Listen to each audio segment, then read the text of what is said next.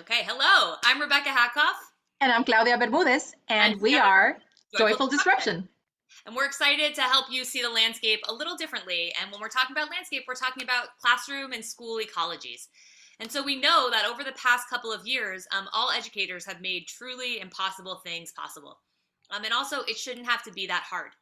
And so we like to think about what has been made possible as we reflect on the pandemic and the sort of revealing that it's done for us. And so we know, and we can ask, what will COVID-19 teach us? What will it inspire us to change? What will we have to improve to engage our students and our families more meaningfully and equitably? And on some level, COVID-19 is our equity check, reminding us of who we could be if we valued equity as much as we say we do. So we don't want this normal that we're in right now, but we also don't want to return to the normal that didn't support and value all of our students and their households. And this kind of collective trauma that we've experienced also necessitates collective healing.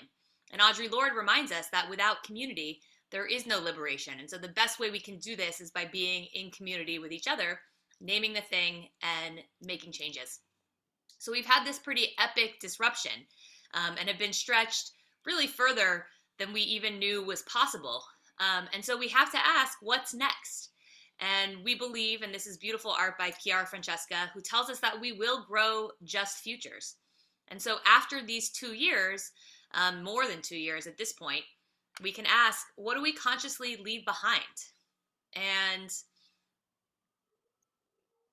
what new ways of knowing and being do we want to embrace? And what tools and resources can we leverage in that journey? And what practices can and should be left behind as we adopt new tools?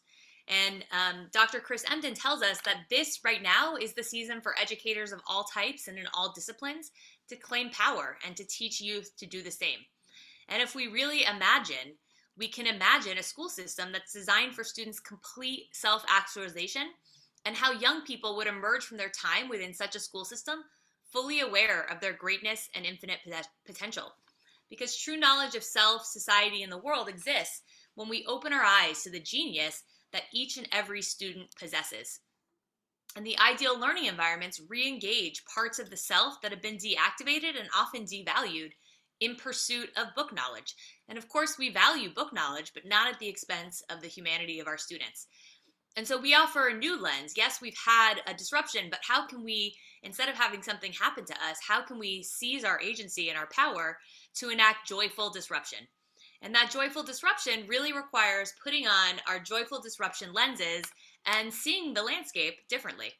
And so we define joyful disruption as many things, but those things include critical. So we're looking at how the system is involved and how the system shapes the institutions that we're working in. It's generative. It's always thinking about what's possible and what we can imagine. It's compassionate and warm, focusing on the relationships that we have with students and the ways that we can leverage those relationships to help them learn. It's humanizing and really values our students, our teachers, our admin, our staff, our households as whole dynamic people. It's political as compared to neutral. We're not pretending that anything is neutral. It's historical and considers the context that's given rise to the circumstances that we have now.